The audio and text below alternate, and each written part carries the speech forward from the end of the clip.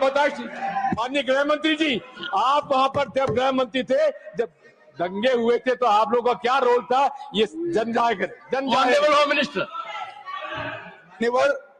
इनको मेरा हुआ ऐसा है कि मैं ही दिखाई पड़ता हूं आपकी। सुनिए सुनिए, अब सुनिए ना दिग्विजय सिंह, सुनिए 1 मिनट सुनिए। दंगे शांत होने के बाद 18 महीने के बाद मैं गृह मंत्री बना। दंगा हुआ तब मैं गृह मंत्री नहीं था। सुधांशु त्रिवेदी संदर्भ में किसी का नाम नहीं लिया। अजीज बर्नी की किताब थी 2611 एंड आरएसएस कॉन्स्पिरेसी, कोई जाके चेक कर ले उसमें कौन कौन कहां कहां था। अब मैं मुसलमानों के बारे में कहना चाहता हूं, मुस्लिम समाज के लिए। बहुत से लोग ऐसे हैं जिनको मुस्लिम समाज की हिस्ट्री नहीं पता है।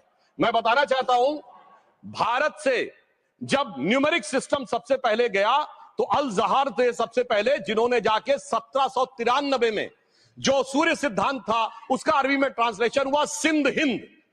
और हम बता रहे हैं हम किस तरह के मुस्लिम को साथ रखते हैं। डॉक्टर कलाम से बड़ा आलिम इस्लाम में साइंसदान नहीं हुआ, और आरिफ मोहम्मद खान साहब जो बिहार के गवर्नर हैं, उनसे बड़ा आलिम फाजिल मुसलमान आज सियासी जमात में तो नहीं होगा, ये मैं दावे के साथ कह सकता हूं। मगर मैं बताना चाहता हूं सर, उसके बाद उन्होंने एक किताब लिखी, एक सर 10th सेंचुरी के मुस्लिम राइटर थे जिन्होंने किताब लिखी, उसका नाम था the compendious book of balancing and completion according to Hindu calculation, जिसको शॉर्ट में अल जब्र कहा गया, और वहां से अलजबरा निकला। और सर उसके बाद अल ख्वारिज्म आया।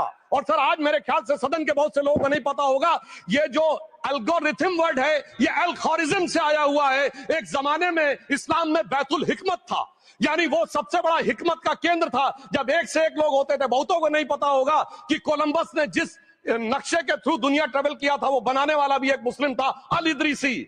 मगर सर एल्गोरिथम आज ऐसा बदला कि एआई के एज में दलगत भावना से ऊपर उठकर औरंगजेब के साथ खड़े हो गए। सर ये एल्गोरिथम किसने बदल दिया, ये मैं बताना चाहता हूं। इस पे थोड़ा सोचने की जरूरत है। इसलिए मैं कहता हूं मुस्लिम पॉलिटिक्स की सोच क्या थी, हमने किन मुसलमानों का साथ दिया है, मैं बताना चाहता हूं सर। वीर अब्दुल हमीद की शहादत की 50वीं वर्षगांठ 2015 में हुई। प्रधानमंत्री मोदी जी ने उनके पूरे परिवार को और उनकी पत्नी को बुला के सम्मानित किया, और इन लोगों ने उस यासीन मलिक को, जिसके ऊपर 3 एयरफोर्स के ऑफिसर्स को हत्या करने का आरोप था, वो प्रधानमंत्री आवास में। सर साफ दिखाई पड़ता है कौन किसके साथ खड़ा हुआ है, कौन किस तरह के मुसलमान के साथ खड़ा हुआ है। और सर मैं ये भी कहना चाहता हूं सर, ये पिछले सर अपने टर्न पे बोलिए सर, पिछले 30-35 सालों से हुआ खड़ा किया जा रहा है।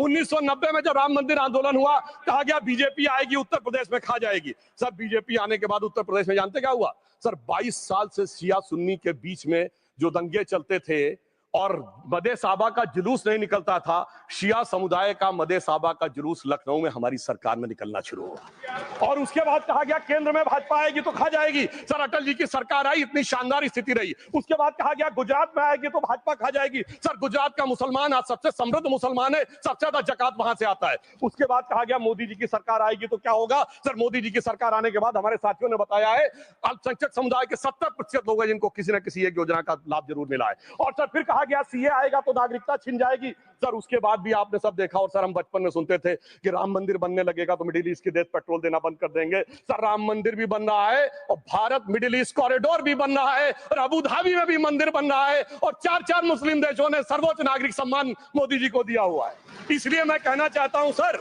मर्ज हो तो उसका इलाज किया जा सकता है। जैसे हमारे यहाँ वैद धनवंतर माने गए हैं, इस्लामी अकीदे में वैद हकीम लुकमान माने गए, तो कहा गया है उनके लिए कि इसमें क्या रखा है, देखे है जो तू आन के पास, बदगुमा वहम की दारू नहीं लुकमान के पास। यानी मर्ज का इलाज है, पर वहम का इलाज तो हकीम लुकमान भी नहीं कर सकते जो आपने पाल कर रखा है। मैं कहना चाहता हूं हम किन मुसलमानों की बात करते हैं। आप गंगा जमुनी तहजीब की बात करते हैं। सर दारा शिकोह औरंगजेब का बड़ा भाई था, उसने उपनिषदों का अध्ययन किया, संस्कृत में अनुवाद कराया और नाम रखा सिर्रा अकबर, यानी वर्ड्स ऑफ गॉड। मैंने किसी को दारा शिकोह की जयंती मनाते हुए नहीं देखा। मैं पूछना चाहता हूं बेगम बीबी ताज, उनके घर पे जाते किसी ने सुना। सर ये बताइए आलम शेख, इतने बड़े कृष्ण भक्त के कवि, किसी ने सुना उनके घर पे जाते हुए। मलिक मोहम्मद जायसी जिन्होंने पद्मावत लिखा, उत्तर प्रदेश के रहने वाले, उनके घर पे कोई गया? ये बताइए ब्रिगेडियर मोहम्मद उस्मान के घर पे कौन गया? आजमगढ़ में, गाजीपुर के रहने वाले थे, आज तक जाने वालों में नहीं दिखे। और मैं सर बताना चाहता हूं एक और बात सर, एक सैयद इब्राहिम रसखान हुए हैं, बहुत बड़े कृष्ण भक्त के कवि सर, जिन्होंने क्या लिखा, उन्होंने कहा मेरा अगला जन्म हो तो भी मैं कृष्ण भक्ति बनना चाहूंगा, मनुष्य बनूं तो ग्वाल बाले के रूप में और पशु बनूं तो गाय के रूप में। उन्होंने कहा मानुष हो तो वही रसखान बसों ब्रज गोकुल गांव के ग्वारन, जो पशु हो तो कहा बस मेरो चरो नित नंद की धेनु मजारन। सर उन्होंने कहा गायों के बीच में नंद बाबा की गायों में जन्म लेना चाहूंगा, मगर सर आज एक ऐसे नेता आए हैं इस देश में जिनको गायों से बदबू आने लगी है, तो उनके लिए मुझे मेरे मन में भाव आता है सर कि श्री रामचंद्र कह गए सिया से ऐसा कलयुग आएगा, गोपालक श्री यदुवर कुल में एक ऐसा नेता आएगा जिसे बकरे कटने में खुशबू मिलेगी, गौ माता में बदबू पाएगा। रामचंद्र कह गए सिया से कैसा कलयुग आएगा। अब सर मैं एक और बात भी कहना चाहता हूं, हम किनको मानते हैं सर, नजीर अकबराबादी को सुनिए, कृष्ण भक्त के लिए क्या कहा। सर मैं एक बोलना चाहता हूं, बुल्ले शाह ने क्या कहा। बुल्ले शाह ने कहा, अभी होली गुजरी है, उसने कहा था आज होली खेलूंगी मैं कर बिस्मिल्लाह। उन्होंने आगे कहा अलस्तु बिरबिकुम प्रीतम बोले, सब सखियों ने घूंघट खोले, नाम नबी की रतन चढ़ी, सुनिएगा, नाम नबी की रतन चढ़ी और बूंद पड़ी अल्लाह अल्लाह, आज होली खेलूंगी मैं कर बिस्मिल्लाह। तो मैं भी कहता हूं अब बिस्मिल्लाह करिए और उसके बाद हमारे इस सहयोग करिए, इस सकारात्मक उसका, वरना अल्हम्दुलिल्लाह जो हम मुसलमानों के लिए और देश के लिए करना चाहते हैं उसमें हमें सफलता जरूर मिलेगी। अंत में मैं सिर्फ ये कहना चाहता हूं सर, तमाम प्रकार की बातें यहां पर हुई, सकारात्मक और नकारात्मक, मगर अफसोस की बात यह है कि 1913 के वक्त वाल औलाद से लेके 2013 के वक्त वाल औलाद तक इनकी फितरत नहीं बढ़ती, क्योंकि सर ये तो पार्टियां ही अल औलाद है, तो इनको तो उससे बहुत ज्यादा वो होगी। पर मैं सिर्फ अंत में कहना चाहता हूं सर, अपनी सोच बदलिए। आप जिस कश्ती पे सवार होकर इस दरिया को पार करने की कोशिश कर रहे हैं, पिछले 75 साल में नहीं कर पा रहे हैं, 10-12 साल में बहुत हिचकोले खा रहे हैं, तो कश्ती और रास्ता बदलिए। तो इनके लिए अंत में एक पंक्ति कहते हुए बात समाप्त करना चाहूंगा कि इन्होंने कश्ती भी नहीं बदली, दरिया भी नहीं बदला, पर इन डूबने वालों का जज्बा भी नहीं बदला, पर है शौक सफर ऐसा, एक उम्र हुई हमने मंजिल भी नहीं पाई, रास्ता भी नहीं बदला।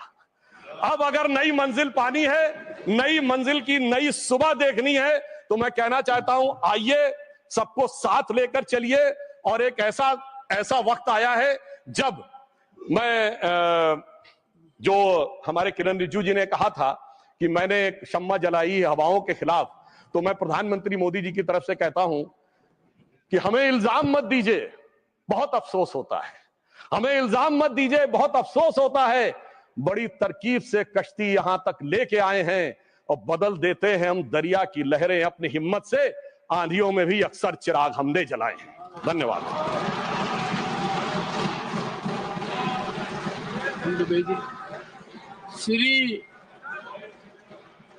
श्री जावेद अली खान, क्या पॉइंट ऑफ ऑर्डर? धन्यवाद सभापति जी। One second honourable member Ruchi ji, under which rule? 261 sir. है 261 rule 61 261 261 yes, I am at rule 261.